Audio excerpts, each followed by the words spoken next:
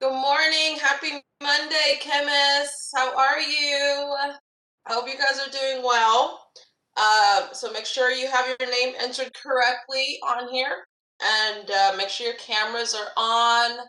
And then we will be beginning with prayer and then we'll jump right into our lecture. So let's pray. Dear God, we thank you for this day and we thank you for another week to learn about your creation. I pray that you would bless our time together, help me to teach clearly and help the students to learn and to absorb the information, Lord. I pray that you would help us all to make new connections to see you in a new way as we look at your creation and as we go about our life, Lord. I pray that you would bless each and every one of these students. You know the things that they are struggling with, you know the things that they're going through. I pray that you would be with them, comfort them, give them wisdom and strength for all of those things. We also pray for anyone who is struggling with COVID right now, that you would heal their body, Lord. Anybody in the hospital related to any of us, Lord, we pray for your blessing and your healing on them. We thank you that you are a good God with good plans, that you are a great physician, Lord. We pray these things in Jesus' name. Amen. All right, so we're in chapter 11. We're coming toward the end of chapter 11 as we begin to talk about some of these reactions more and more. So the first reaction we had talked about was the hydrogenation. And so hopefully you've heard about partially hydrogenated foods. Partially hydrogenated foods. So in the hydrogenation process, you take a cis fatty acid, and so cis fatty acid would be present in oils, and you turn it into a saturated fatty acid, which would be not a liquid, but it would be more solid. And so this is what's happening when you take vegetable oils and you turn them into margarine or vegetable shortening, something like that. These are products that allow for someone, that's vegan or someone that wants to avoid cholesterol that's present in butter. This allows for still to have something spreadable, something solid, rather than, just putting olive oil onto your toast. So in this hydrogenation process, they don't totally hydrogenate it. If you took all the fatty acids and turned them from being cis fatty acids and turned all of them into saturated fatty acids, you get a really brittle product. So that's why it's called partially hydrogenated. They just do a little bit. So they just add in enough hydrogen to turn it into kind of a soft solid rather than a brittle solid. But anyway, what you are doing here is you're taking this cis fatty acid. Remember, this doesn't allow for a lot of attractions, right? And so it's going to be a liquid, it's going to be an oil, and you're turning it into something that has this straight chain, can have a lot of points of attraction, and so it's going to have a higher melting point. So you're taking a liquid and turning it into a solid. But in the midst of this process, you're taking the hydrogen, you attach it to the catalyst, and with that catalyst, then you add in the two hydrogen atoms. But in the midst of this process, as it's attached to the catalyst, a different thing can happen. We can have isomerization happen. And so with isomerization, instead of it turning into the saturated product, we can go back to another unsaturated product, but now it's a trans fatty acid. We went from a cis fatty acid to a trans fatty acid. Why? Why did this happen? Well, remember, what is more stable, a cis fatty acid or a trans fatty acid? Remember that a cis fatty acid is unstable. A cis alkene is unstable. Why? Well, remember, these two long chains, steric hindrance, these two long chains having to occupy the same space, when it's cis, that's going to be unstable, versus if we have it trans, a trans alkene now that's more stable. So the reaction causes a side product to be formed, where now if we go back to reforming an alkene, we're not going to go back to reform a cis alkene. The molecule knows cis alkenes are not as stable as trans alkenes, so the molecule knows, let's just make a trans alkene. The problem with the trans alkene, this is where you get these trans fats. So a trans fatty acid is a trans fat, and these will behave like saturated fatty acids, where they can clog your arteries and things like that, and so they are unhealthy. So if you see something has no trans fats, that means it wasn't made through the hydrogenation process. If it was made through the hydrogenation process, you will always get trans fats. Trans fats will always be formed if you take a cis double bond and you try to hydrogenate it to a if you try to hydrogenate it to an alkane, one of the side products, it's always going to be a trans alkene. So that's how trans fats are formed, through the hydrogenation process. All right, we're moving on to 11-6 now. So we talked about hydrogenation. Now we're talking about E2.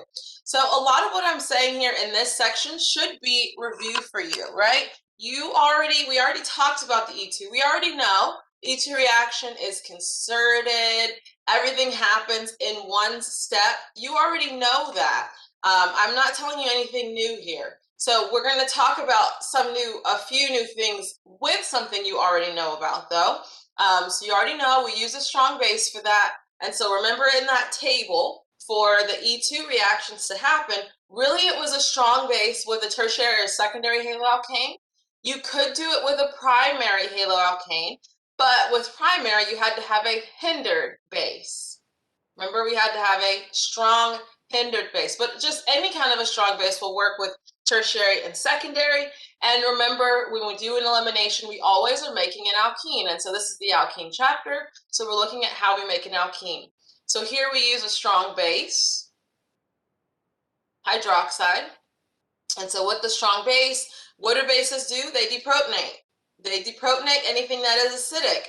And so if we look at this carbon that has the partial positive, because it has chlorine on it with the partial negative, one carbon away in all directions, those are acidic. So here, this is what the molecule is. All of these are methyls, one carbon away from our carbon with the good leaving group. So they're showing you one of the methyls, but look, they're just methyls there. They've drawn out all three hydrogens, but they're all the exact same thing. So all 9 of those hydrogens are acidic. Any of those can be deprotonated, and any of them being deprotonated, you'll get the exact same reaction that you see here, where the base comes in, deprotonates our acidic proton, and then we move those electrons, so middle of the bond to middle of the bond, and then we go from the middle of the bond as the leaving group leaves. So here it's chloride leaving, but we end up with our alkene. And so again, they're showing you it here, straight coming at you, but remember, we don't do that. We draw alkene straight up and down for the alkene, so there should be no wedge dash. So another name for this reaction is the dehydro, because you're losing a hydrogen, halogenation, because you're losing a halogen. Dehydrohalogenation, you're losing both a hydrogen and a halogen. It could be called either thing, the E2 or the dehydrohalogenation. But anyway, with our E2 reaction, it is concerted. Everything happens here in our transition state, all in one step, with a strong base present. So here, as I said, all of these are the same. All of these 9 hydrogens are the same, and they're all going to lead to the same product.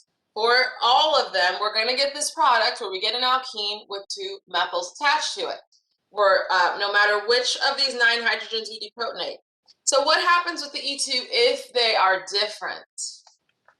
Well, when the substrate has more than one type of hydrogen, now we can draw some constitutional isomers.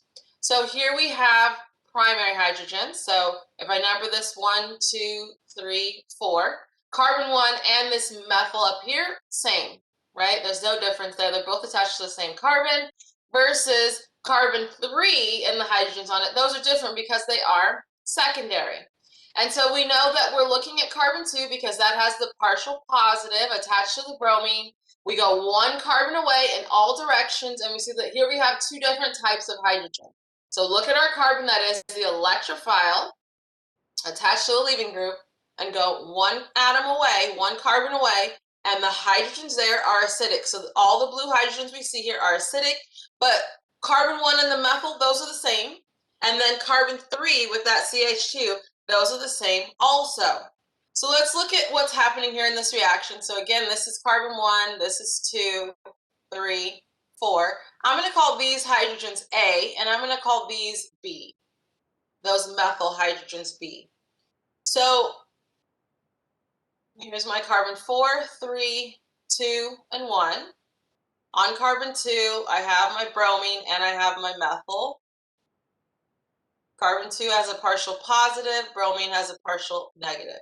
Now on carbon 3, I'm going to I'm going to show one of those hydrogens, hydrogen A, and then I'm going to redraw the molecule again. So the exact same molecule, I'm just going to emphasize something else. I'm going to show hydrogen B.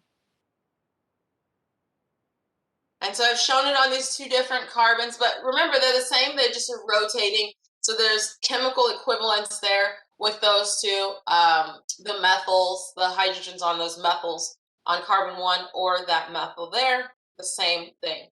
So here, notice what our base is. So here we have, let me actually go back one slide so it's a little larger.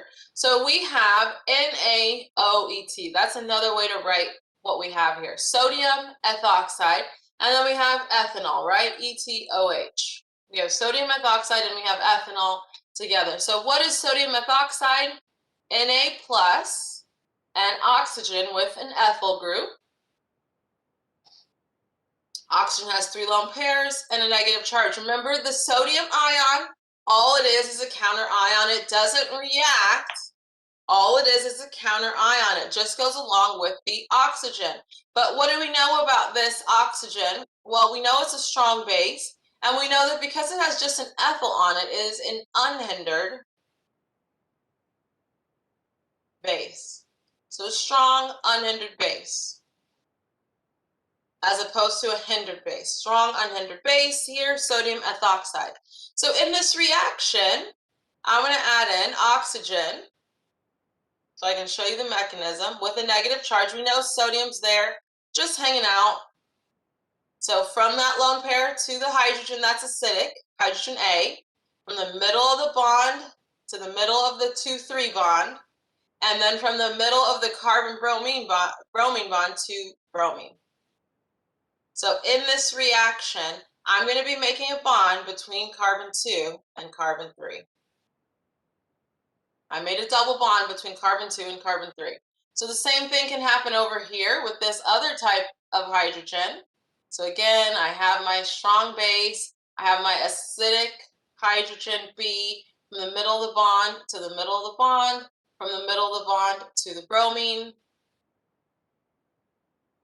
Now I get a double bond between carbon 1 and carbon 2.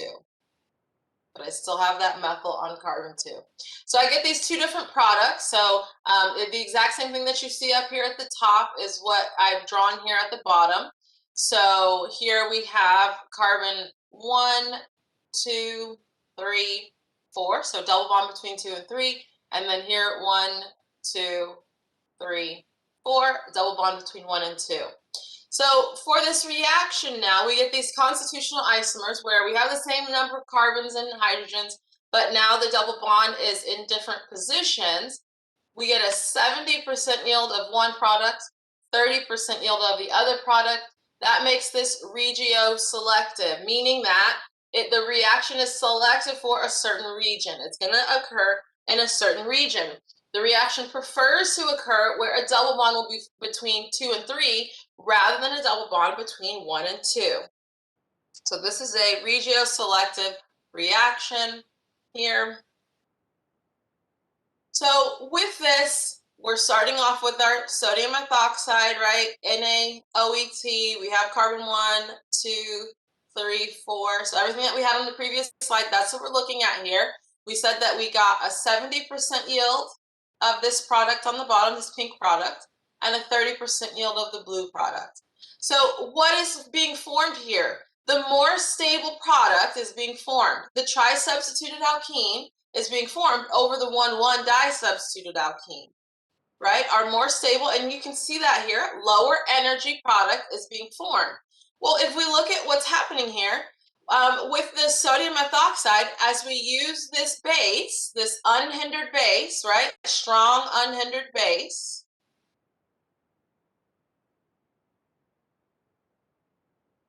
As we use this strong unhindered base, well, going through the transition state, we can see that the transition state energy is going to reflect the energy of the product. So a higher energy transition state leads to a higher energy product. A lower energy transition state leads to a lower energy product.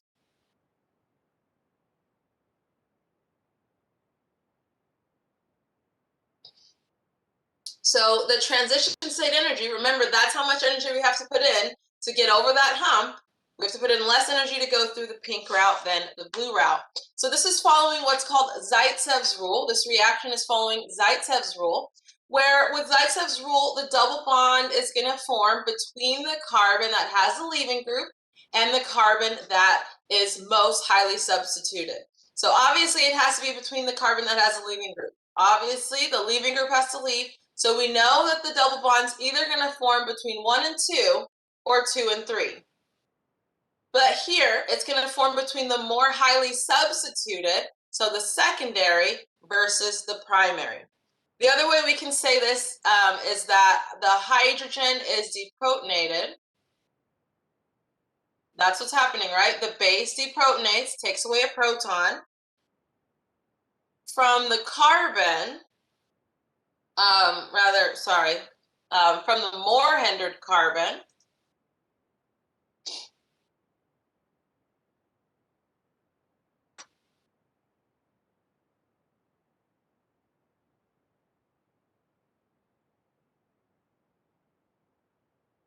With an unhindered base.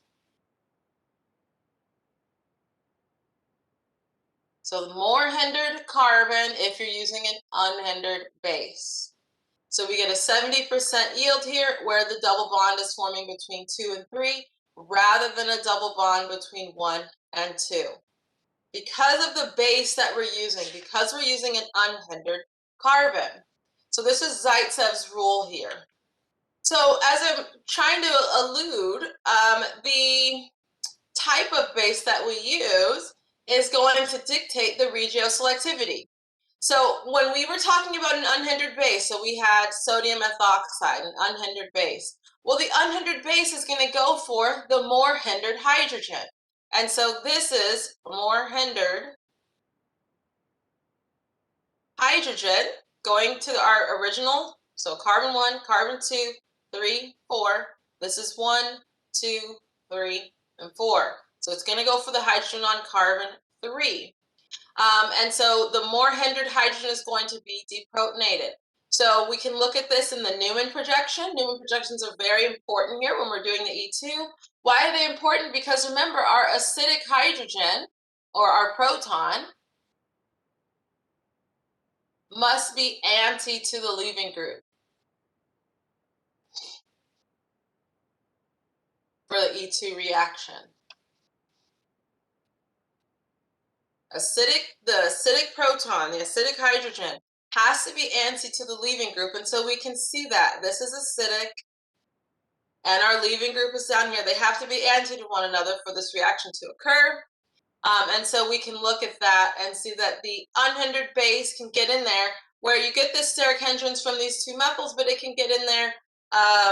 It's okay. We get this more hindrance here, carbon 2, carbon 4, here, all these methyls. It's okay. This unhindered base can get in there, and it's fine.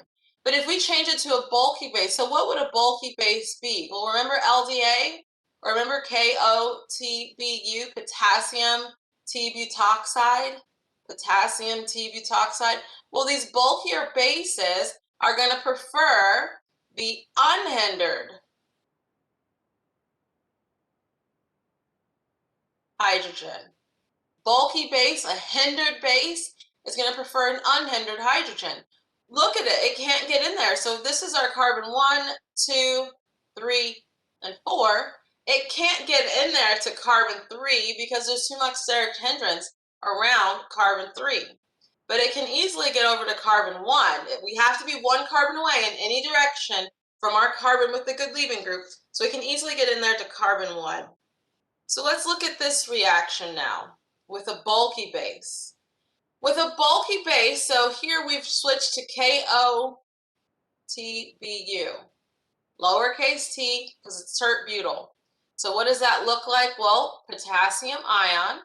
Then we have an oxygen, but now that oxygen has a T-butyl group on it. So 3 lone pairs and a negative charge, still a strong base, but now it's a strong hindered base or a strong bulky base because of our T-butyl group here.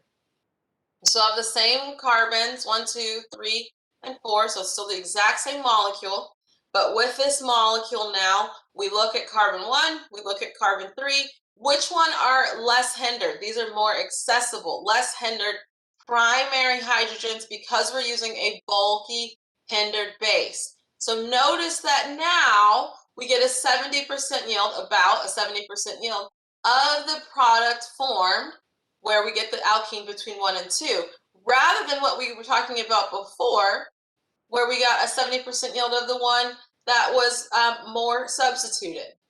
So now we can switch it. We can get this terminal alkene that we know is less stable, but we can form that based on steric hindrance that would be between the base and carbon 3 in our structure. So if we avoid that steric hindrance by attacking carbon 1 rather than carbon 3. So we've switched our regioselectivity.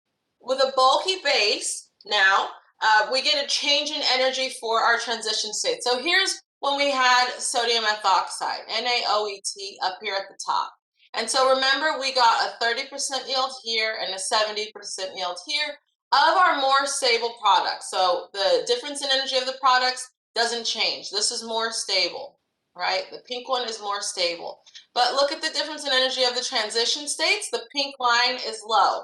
When we switch to a bulky base, so now we're using potassium T-butoxide, now look at what happened to the pink line. Now the pink line has increased in energy for that transition state. This is still more stable. This is still a more stable product. Always, more highly substituted alkene is more stable. But now we're going to form the less stable product in a higher yield. Now we get a 73% yield versus a 27% yield, just because now it is easier for us to go along this blue track to lower energy transition state. Because we're using a bulky base, it's going to make the energy for the transition state much higher, trying to go to form the more substituted alkene. So this is Hoffmans rule. Hoffmans rule here. So with Hoffmans rule, we're going to make the less stable, so thermodynamically less favorable. What does that mean? The less stable alkene is going to be formed. So it's still regioselective. We still are getting a 73% yield here versus 27%. So it's still a regioselective reaction, but we're making the less substituted alkene based on the energy of the transition states when we use a bulky base. So using a bulky base, switch that there because we had this bulky base with this T-butyl group. So with Hoffman's rule, we can say hydrogen is deprotonated from the less hindered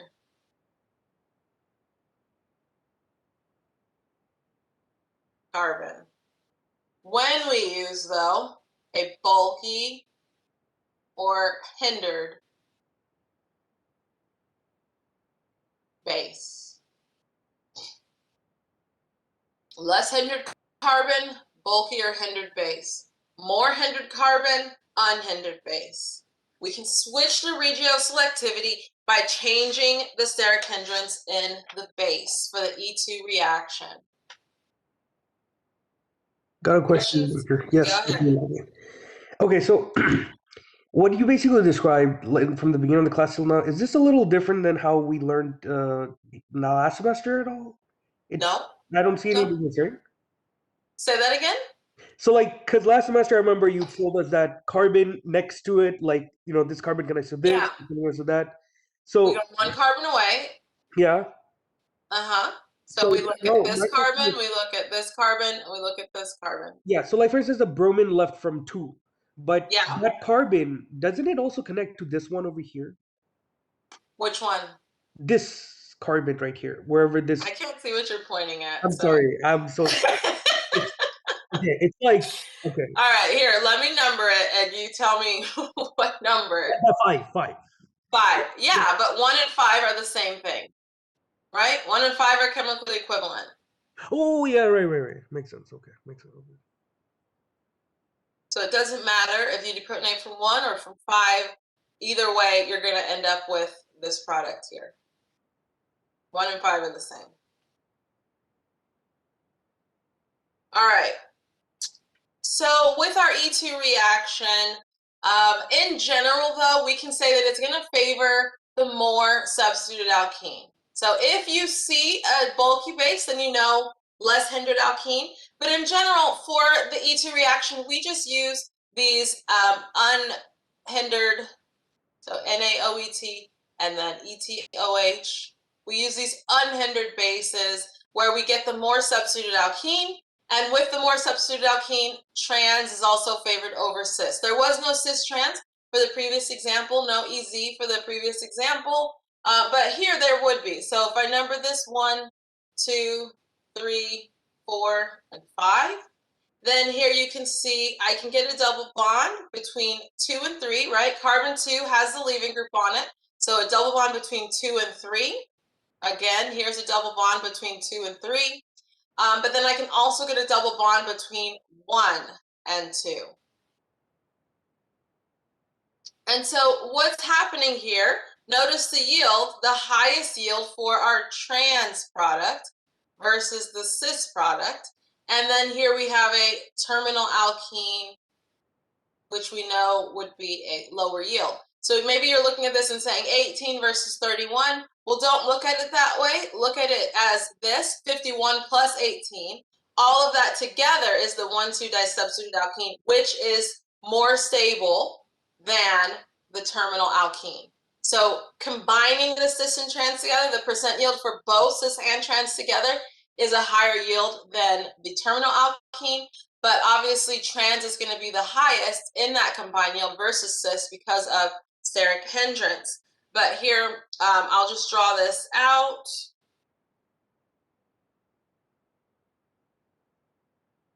So here's carbon 1, here's carbon 2, here's carbon 3, and then we have 4 and 5. And so with that, we have hydrogen A being deprotonated. That's going to give us the cis or the trans. And then from hydrogen B being deprotonated, that's going to give us the terminal alkene. So we can get this alkene. We can get this alkene, where now we just move that methyl over to the other side. So now this is cis. Or we can get this alkene. So those are different choices there for the different alkenes that we can form. And all I'm doing is redrawing the same thing that you see above, but just in in a bond line. All right, questions there? Because now it gets a little more complicated. So, Dr. Nalbandian, I do understand that in these instances, we tend to have the less hindered bases going for the more hindered carbons and vice versa. Are there any occasions on which the less hindered goes with the less hindered or the more hindered goes with the more hindered? I understand they'd be very rare if they happen at all. No, because the molecule knows what's going to be lowest in energy. And so it's going for the lowest energy transition state, which it hopes will lead to the lowest energy product. But if the lowest energy transition state leads to a higher energy product, it just says, oh, well, it costs a lot of energy to get up there to that hill. And so it knows, all right, let's just try to go through whatever is the quickest way to the bottom. So it's just always going to be as I've shown you before. Magnificent, thank you. You're so cute. All right, so when we are doing that E2 reaction, remember that's bimolecular elimination. That's what E2 is. This is a review. We have to have our acidic proton and the leaving group anti to one another. And so remember, when we're talking about that, that means we're thinking about a Newman projection. So when we were just looking at the disubstituted versus, so 1,2 disubstituted versus maybe 1,1 disubstituted, 1,1 disubstituted or terminal, we said, okay, we're just going to do trans over cis, or 1,2 disubstituted over mono substituted terminal or whatever. But now what happens if we have a choice of tri-substituted and tetra-substituted for the product? Well, we now have to think about EZ, right? We have to think about EZ. So stereochemistry of the starting material is going to dictate the stereochemistry of the product. So with this now, we said our ET reaction was regioselective. It can also be stereospecific. So stereospecific meaning that you can only get E or you can only get Z depending on the starting material. So this is very complicated here, and so I need you to stick with me. This is one slide. If you can make more slides, if you're working on it, you might want to, because I'm going to do a bunch of stuff with this. But what we're starting off with here is this molecule. So a methyl here, a bromine here. And so with this molecule, we have these two chiral carbons. And so what you see here are the different, all the different stereoisomers that are possible with this molecule. And so we have here, these two are enantiomers of one another. These two are enantiomers of one another. And then all of them are diastereomers of one another beyond that. You know what the diastereomers are. You know what enantiomers are. This is all review. So I'm going to call this A, I'm going to call this B, I'm going to call this C, I'm going to call this D. So A and B both lead to the same product, which is this E alkene. C and D both lead to the same product, which is Z alkene. But let's look at that in a little more detail. So we have A, we have B. So we have RR versus SS. So let's look at each thing. And so remember, our acidic proton is going to be our most hindered carbon, and it's going to be one carbon away from the carbon with the leaving group. So we're just assuming that we're using sodium methoxide for the base here for all of these. Just assume an unhindered base, and so an unhindered base is going to go for the more hindered hydrogen. So this is our carbon with the good leaving group right here. So if we number this 1, 2, 3, 4, and 5, our carbon with our good leaving group would be carbon 2. So we could deprotonate from carbon 1 or carbon 3. We're going to go for carbon 3 because we have an unhindered base. We're going to go for carbon 3. So carbon 3 has the acidic proton on it. So we're going to look at this. So they've already rotated these, but we'll have to do an extra step to do some rotations. But just this is very simple how they've drawn this in the textbook. But remember, we have our eyeball here, and with our eyeball, we're going to look at carbon 3 in the front, and we're going to have carbon 2 in the back. We're going to draw the Newman projection for A. Carbon 3 in the front, carbon 2 in the back. Also, what I'm going to do is I'm going to always circle carbon 1, because we also have a methyl right here. So I want to differentiate these two methyls. So I'm just going to circle it when I do my Newman projection so that you can, in your notes, differentiate it. I'm going to call this carbon 4 and 5 ET, or ethyl. All right, so when I look at carbon 3 for A, when I look at carbon 3, I have one thing at the top and two things down low, right? One thing at the top and two things down low. So the one thing at the top is the acidic proton. And then down low, I have on the left, I have ethyl. And on the right, I have a methyl. Hopefully you're able to see this, right? We're looking at it straight on. This is review from 351. So if you don't know how to do this, we can talk about this in office hours. So that's in the front. That's our carbon 3 in the front. And then in the back, we have carbon 2. What do we have in carbon 2? On carbon 2, we have two things up top and one thing down low. Two things up high, one thing down low. The thing down low, bromine. That's our good leaving group. The things up high, on the left, we have another hydrogen, but I labeled this one as acidic so we can keep it straight. It's not acidic if it's on the carbon with the leaving group.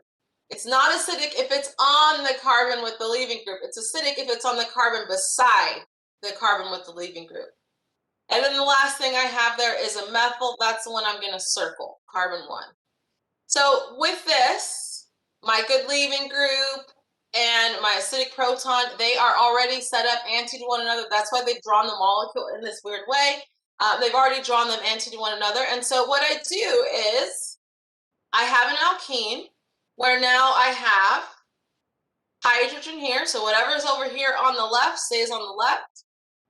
Ethyl over here. And whatever's on the right, I have my methyl with the circle and my other methyl. This is still carbon 3. This is still carbon 2. This is still carbon 1. And here we have carbons 4 and 5. So let's look at B now. Same exact thing. We're looking at carbon 3 through to carbon 2. So what do we have for B though? Now we have two things up high in the front and one thing down low. The thing down low, that's our acidic proton. What's up high? Well, over on the left, we have an ethyl, and over on the right, we have a methyl. In the back, we have a bromine up high, and then two things down low. We have another hydrogen, and we have that methyl that I said we're going to circle.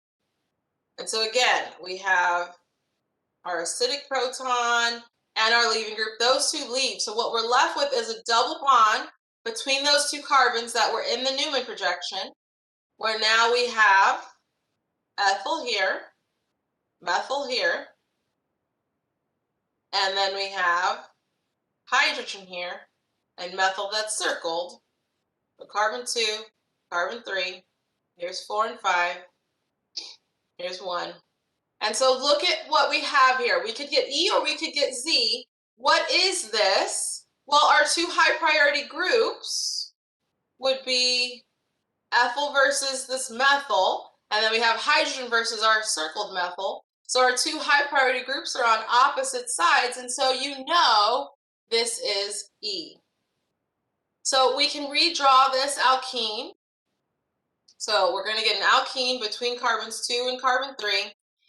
And so with this, I can put my carbon 1 wherever I want, but wherever I put carbon 1, that other methyl has to be on the same side. Those two methyls are on the same side as one another. And then on carbon 3, I have carbons 4 and 5. So this would be my alkene, or I could flip it. So what they have up here is the flipped version of it. But it's the exact same thing. But anyway, so you can see that this is the E alkene here. Questions so far? So the stereochemistry here, this RR and this SS, dictated that we could only get E. Either one of these enantiomers, we can only get E. The only way to know how to draw the product is by doing the Newman projection here. Because our product is a tri-substituted product, we have to do the Newman projection. We have to draw the Newman projection to figure out, is it an E product or is it a Z? If cis and trans is possible, then obviously just draw trans. Trans is the most stable product. But E versus Z, we have to figure out based on the stereochemistry of the starting material. So let's do the same thing here. We have C, we have D. We have our eyeball here. Again, looking at this carbon for C. And so we have at the top that acidic hydrogen. At the bottom, we have methyl and we have ethyl. We have bromine in the back. Two things up high. So I said we're going to circle this methyl. So we have a hydrogen and we have that methyl that we're going to circle.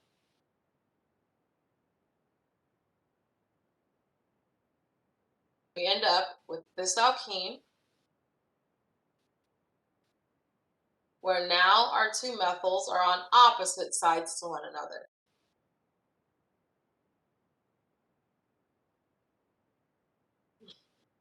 Do the same thing here. We have two things up high, one thing down low. It's the acidic hydrogen. You should know how to do what I'm doing here with the Newman projection. This isn't new stuff. This is review. So if you don't know how to do this, this is something we need to go over in office hours. But I'm not telling you new things with how to draw a Newman projection. You should already be able to see this. Then we have our ethyl. We have a methyl, bromine up high in the back. Then we have a another hydrogen and that methyl that we circle.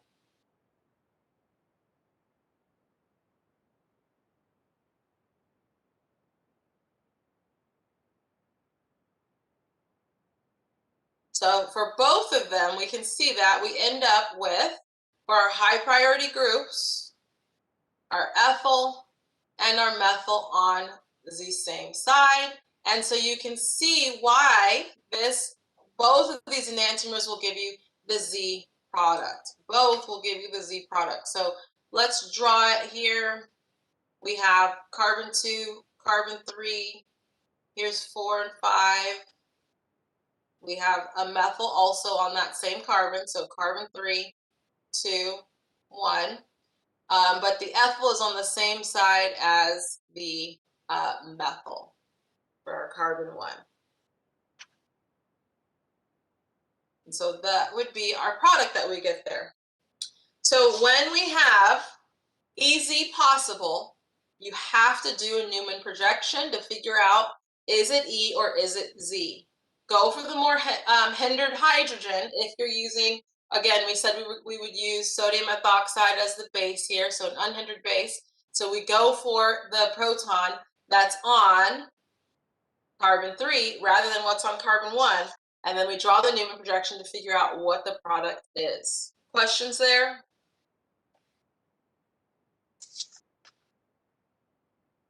All right. So another reaction that we've seen before, we've already seen this dehydration reaction. And so remember, this reaction was really an E1 or an E2 reaction. This was, I think, chapter 9. But we can make an alkene from an elimination reaction. And so we don't have to start off with something that has a bromine or chlorine or something as a leaving group. Here we can make a good leaving group by using a strong acid. And so remember with this, we are going to form an oxonium ion. And so with an oxonium ion, here's an example of an oxonium ion. Now we have a good leaving group, water as our leaving group. Remember this? And so remember also, if you had a secondary or tertiary, those will dissociate. But primary won't. So with dissociation, remember that's where we could get the carbocations. All review stuff. So from chapter 9. Also, what kind of acid could we use here? Well, remember, it has to be a non-nucleophilic strong acid. And so what were our non-nucleophilic strong acids? Sulfuric or phosphoric, H3PO4. Sulfuric or phosphoric. So this week in lab, we're going to do a dehydration reaction. So be paying attention to what we're talking about here, because this is what we're going to be doing in lab. So we have to heat it with a non-nucleophilic strong acid. We can do E1 or E2, depending on if we are doing dissociation or not. But we always, this requires heat, and we are going to form the oxonium ion. So when we're looking at the different alcohols, remember we had primary alcohol, secondary alcohol, tertiary alcohol. When we're looking at the different alcohols, the substitution on the hydroxy-bearing carbon, the one that we are using to differentiate this as primary, secondary versus tertiary, that is going to help us to do the elimination. So tertiary is best for this dehydration reaction. It's the quickest, cleanest reaction. So let's look at these different reactions. So here we have this primary alcohol. So let me just show you the mechanism really fast. So since it's a non-nucleophilic strong acid, I can just write H+. So I protonate, and I end up with my oxonium ion. This is primary, so we're not going to see the dissociation occur. So we have a hydrogen 1 carbon away from the one with the leaving group. I'm going to draw it straight down because I don't have any space, but continue the zigzag pattern if you can. But what we would do here is we have our base coming in, taking that proton, the electrons go into this bond, and our leaving group leaves, and so we end up with this alkene. There were only 2 carbons to begin with, and so we only have 2 carbons in the end. But this is a primary alcohol. Notice we have to use 170 degrees to get this product, and we form it. They don't give a yield, but it works okay for this primary. But then if we switch to secondary now, so 1, 2, 3, 4 carbons.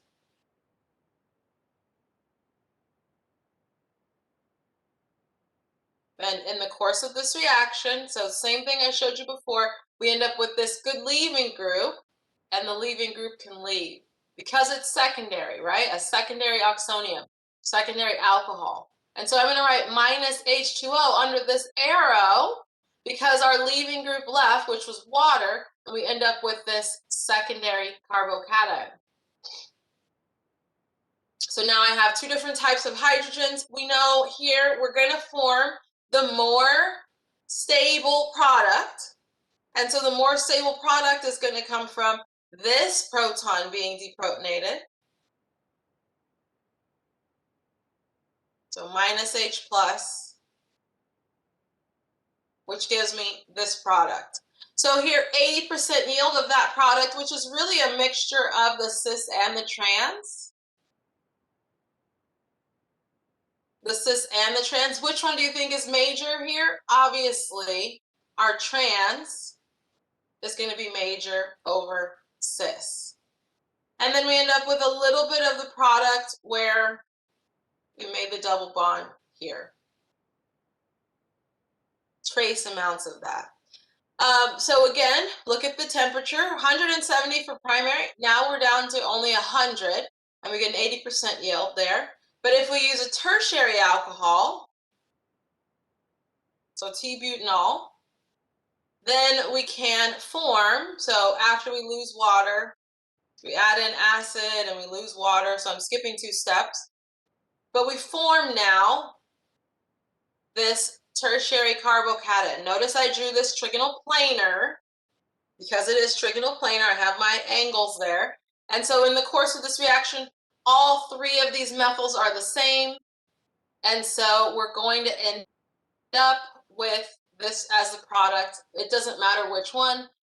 We draw which methyl we use to deprotonate. We're going to deprotonate one of the methyls and form a double bond to that internal carbon. But look, 100% yield. We only needed 50 degrees. It is easiest to dehydrate a tertiary alcohol. Dehydration of a tertiary alcohol can be done at lower temperatures and will give higher yields.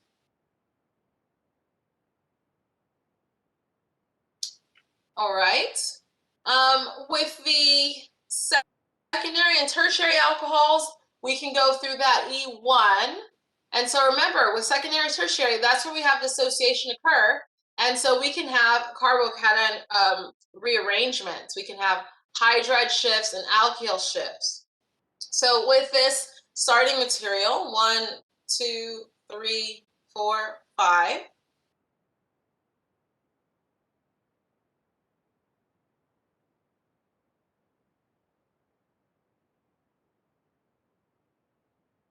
Let's look at the reaction that we're doing here. So we know that we're going to be protonating. So we go pick up a proton, oxygen with now 2 hydrogens on it and a positive charge, only 1 lone pair. Because this is secondary, we can have that leave. And so when it leaves, so minus H2O, we end up with now a carbocation here. But with this, remember, this is a secondary carbocation, and so we can do a rearrangement. We can do a hydride shift. Notice my arrow from the middle of this bond to the carbon, not middle of the bond to middle of the bond, but middle of the bond to the carbon. That's my hydride shift. And so now I end up with a positive charge here. And that hydrogen that I drew in, I'll just show you it here. So now I have another hydrogen, right? There's a hydrogen still one more carbon away. And so I can draw an arrow from the middle of this bond, again, to this carbon, one carbon away, doing another hydride shift, where now I had already moved over this hydrogen. Now I have this hydrogen that I moved over. And when I do that, I end up with a positive charge here on this carbon. So I went from secondary to secondary, that's equal in energy, to tertiary, remember that's lower in energy, so it wants to form this. It wants to form this tertiary product. So we did three, well, what did we do? 1, 2 hydride shifts in order to get to this product. And so now with this product, this is going to be our most stable product, this tertiary. And so from here, now we have hydrogens that we can deprotonate here. We'll call that A. We have this, we can call that B. Those two can be deprotonated to yield products. And so we have a bunch of different products that we can form here. One of them being the most stable product where we deprotonate hydrogen B. And so we would end up with this as our product, where we've deprotonated hydrogen B.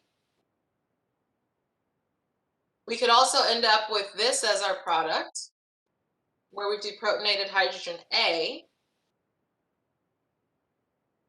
We could also end up with products from the other carbocations that we had before. So from this carbocation and from this carbocation, we can also form here this alkene. And then we could also form this alkene. So we have a bunch of different alkenes that we can form. Which one is our major product though? This is the major product. The rearranged product is the major product. So 54% yield there for the major product. And then here we get 8% yield. And remember, this could be cis or trans. But what's the major product if it's cis versus trans? You know trans is going to be the major product. And then here, this is terminal alkene. So that's not very stable. Here's another terminal alkene, also not very stable. So when they say other minor isomers, that's what they mean there, that we're also going to make some of these other things. So we also have that cis isomer and then these terminal alkenes. But these are the different products that we can form here based on hydride and alkyl shifts. So when we do this reaction, the more substituted alkene is going to be favored for the E1 or E2, this dehydration reaction. And so as we said, the trans is going to be favored. So we already kind of looked at this reaction where minus H2O, so with acid and heat, minus water, then we end up with this carbocation. And so with this carbocation, we have these different products. So we have our trans 2-butene, 74% yield. We have our cis, 23% yield.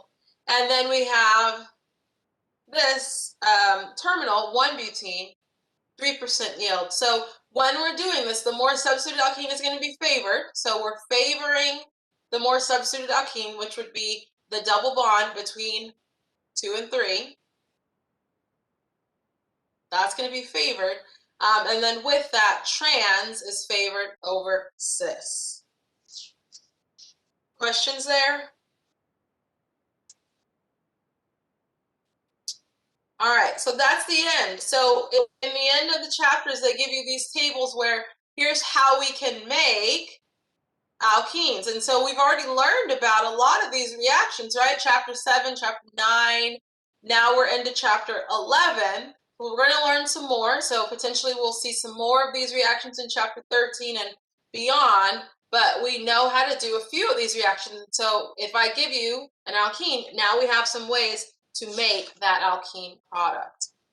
All right, so let's try to jump into our learning checks. So in my class, we do these learning checks at the end of each chapter where we will kind of bring together all of our concepts and try to kind of consolidate all of the ideas and go through some examples. So we want to draw this. We know we go at the end, oct, so 8 carbons, but it's an alkene.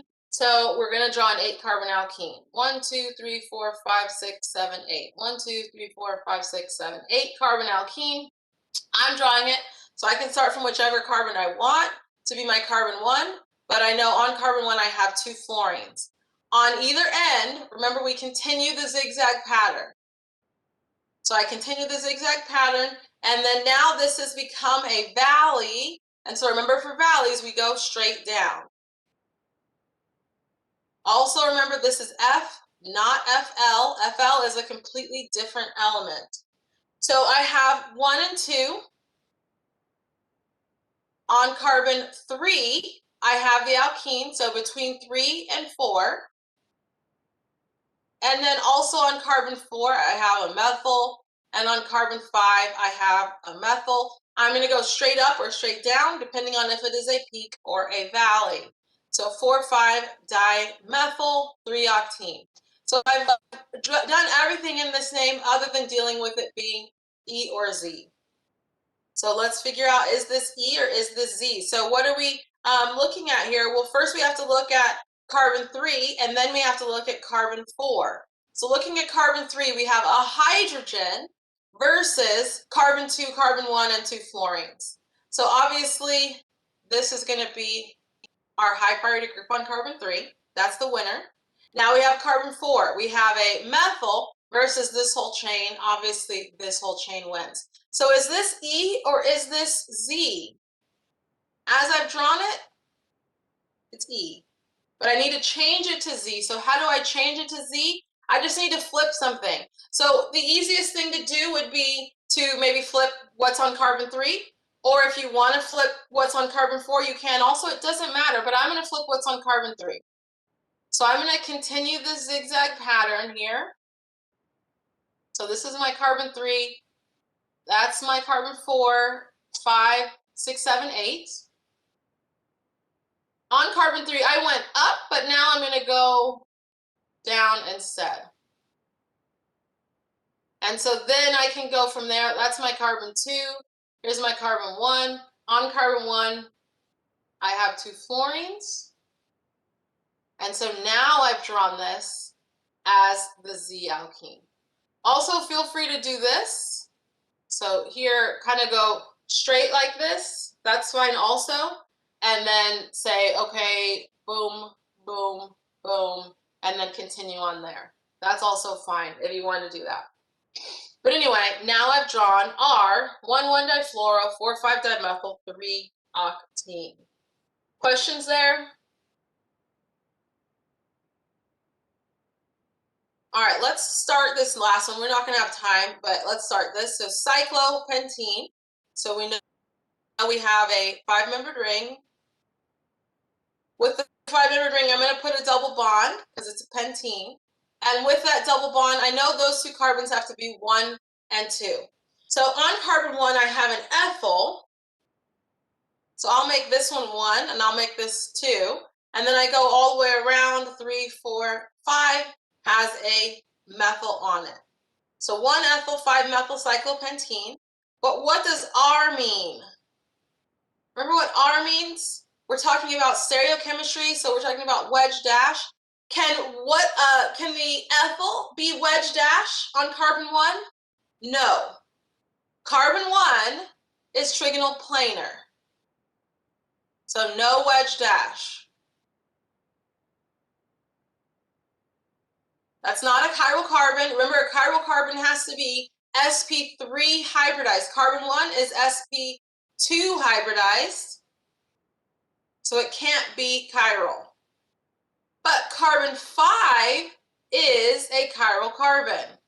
And so when we look at carbon 5, we have to figure out, is this methyl on a wedge or on a dash in order to assign R or S. So that's what we'll do when we start up on Wednesday, and then we'll get more into these learning checks. So feel free to do them yourself ahead of time and then check your work. And so that'll make it easier for you. If you've already done it, you don't have to be scribbling down and trying to listen to every single thing. If you've already done it, then you can listen and figure out what you did wrong or what you did right, and you have more time to write things. So I would say go ahead and do all these learning checks now, and then we will work on them together as we do probably Wednesday and Friday, maybe a little bit on Monday as well. All right, if you guys have any questions, you can stick around and ask them. But yeah, remember you have lab this week. Pre-lab will be due before you come into lab, so make sure you have done that before you get to lab. And we will be doing a dehydration reaction in real life. All right, you guys, I love you. Have a great day. If you have any questions, you can stick around. Thank you. You're welcome. Bye.